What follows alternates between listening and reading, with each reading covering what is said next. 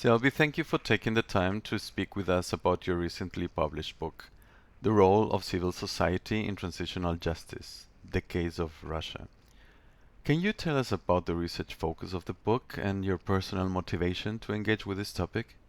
Yes, the topic actually it came as the idea. It came when I was doing my master's LLM at Essex University, and we took a class on transitional justice. And as you know, it's been mostly the paradigm of South America. We don't speak about transitional justice in Russia, and something struck me, and I thought that we do need this conversation. This is something that never happened, and I tried to think about ways of bringing up this lens to Russia.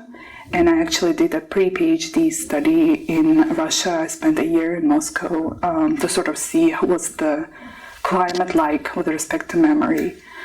So my book is based on my PhD that I undertook at Transitional Justice Institute at Ulster University in Northern Ireland. So it took 5 years. Most of the research was in 2017, 18, 19, and got published this year. So, yeah. You refer to the literature that labels Russia as a transitional justice non-case or failure. Could you elaborate on that a bit more? Why is the language of memory more common when speaking about the Soviet past as opposed to transitional justice? And why do you think it is important to adopt a transitional justice lens? It's been on both ends. On the one hand, scholars of transitional justice are quite reluctant to engage with Russia as a case study. And as you mentioned, it's because it's considered to be a failure, and nobody wants to study the failure, despite the fact that we can learn more from failures sometimes. And also, it's been the case in Russia itself. I saw it very much during my fieldwork. My respondents were quite reluctant to engage with transitional justice whenever I would mention it. And I even had to change transitional justice into memory or memorialization when I spoke to them, despite the fact that I was actually pointing at transitional justice. And I think the reason for that, it could be the translation issues and the difficulties of translation, because in Russian, justice has very legal meaning, and people are so fixed on this legal idea. And since there were no trials, there were no criminal trials, people think, well, it's now impossible. There were so many people implicated. Practically everybody was involved. At least somebody was a bystander, if not a perpetrator. And the status of perpetrators and victims was constantly changing. So it would be impossible to try the whole of society. That would be one thing, the practical thing. Another thing is that quite a lot of time has passed, and we can all speak about criminal trials. So since when I bring up transitional justice, people automatically think that it's some kind of legal measures, and they would say, oh no, we don't do that, despite the fact it was quite clear that some of the respondents and some of the cases I deal with, this is a quite not traditional, I will not use this word, but quite a standard transitional justice process. And we could see that very much on example of Memorial, International Memorial, NGO. They could be considered to be a self-proclaimed truth commission. They were performing the functions of truth commission, despite the fact that they were not called that. So yeah, I would say the language of transition, unwillingness to deal with failure, has to also do with transitional justice being still, despite of the abundance of literature, liberal paradigm. It didn't quite move from paradigmatic thinking that transition should result in two liberal democracies. And since Russia did not transition to liberal democracy, it's not the lingua franca in transitional justice literature. So it's a case when totalitarian regime transitioned into authoritarian. So it's not quite a common case for transitional justice. It's not a success story. Your book is about bottom-up initiatives, which you evaluate both in positive and critical ways. Could you go through the 3 types of civil society groups you focus on? What are the main takeaways of addressing such diverse grassroots initiatives operating in an authoritarian environment?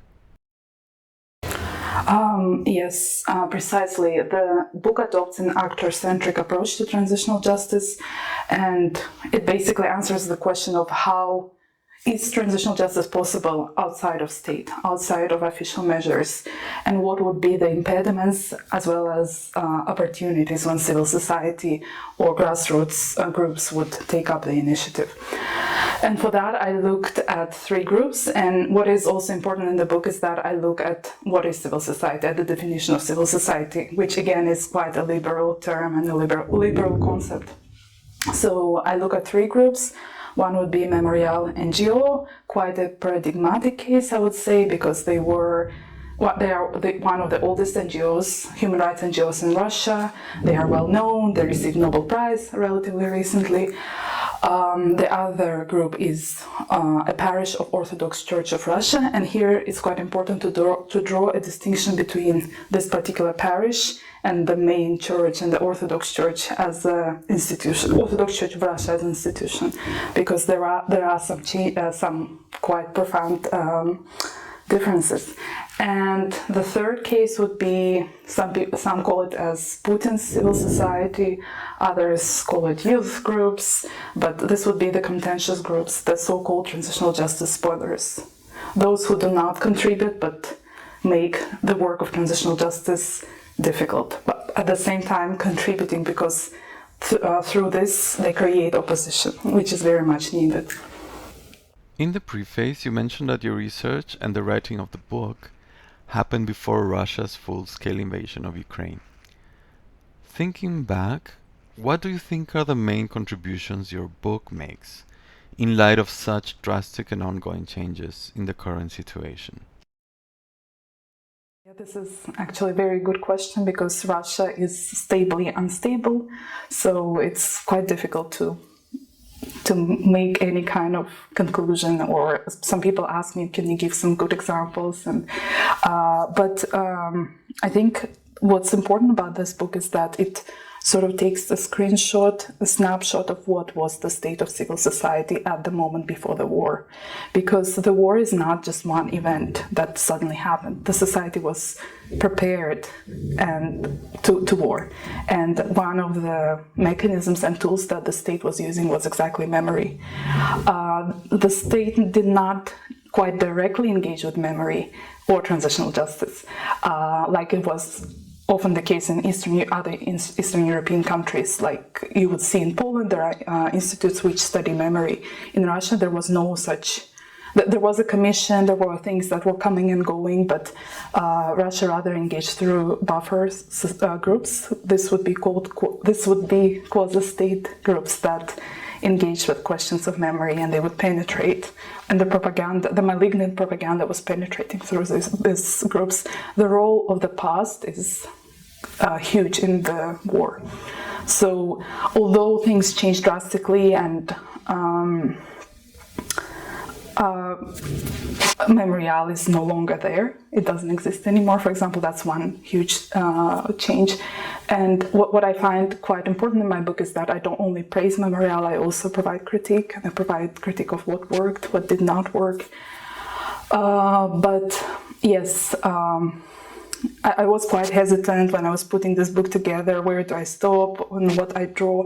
And I understood that I need to stop before the pandemic. I need to look at what was there before 2020, because I would not do the justice to analyze the situation right now. But that's, I think, the use of this book could be looking at what was there before it started. Looking at such 3 very different groups. And also, I think it's quite important to look at the Orthodox Church of Russia and at that particular parish because it's one of the largest mass burial places in Moscow area, where more than 20,000 people are buried in over 1 hectare of land. So, and this was also some quite particular type of memory where the questions of exhumations were raised, the questions of metaphysical meaning of justice were raised. So yeah, I think it creates this snapshot of different types of civil society operating in quite different domains right before the war.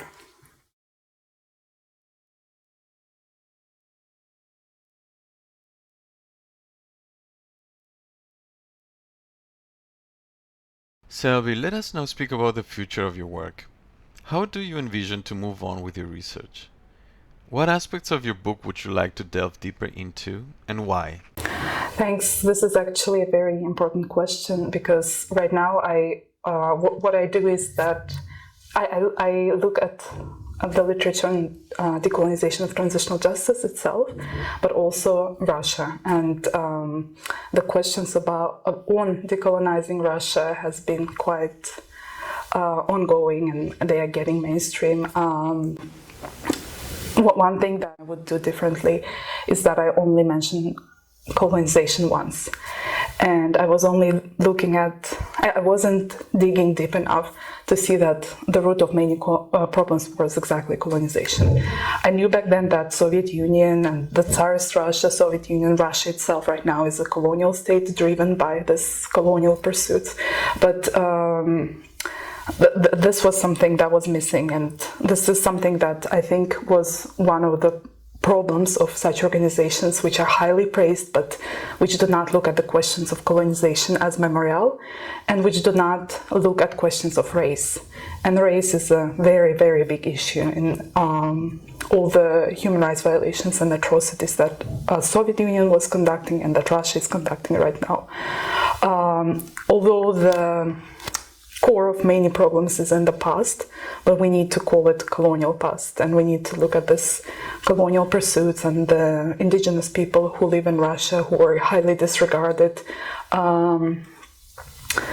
So yeah, this is something that I would do differently. I would look at, first of all, how race was configuring in all these conversations. How would we need to address it now? So where do you see the root of today's problems?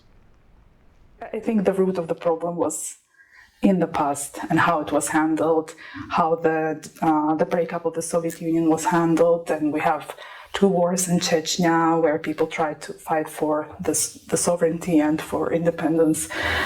And we very much see that Russia is doing that in Ukraine now because it still considers the boundaries of the Soviet Union its sovereign territory, and Russia is still considering that it has a right to claim that territory, and many problems that we're facing right now, it comes from that, exactly this colonial impulse to expand and to rule and not to think about countries as separate ones, but also the biopolitics with respect to indigenous people and bodies in Russia.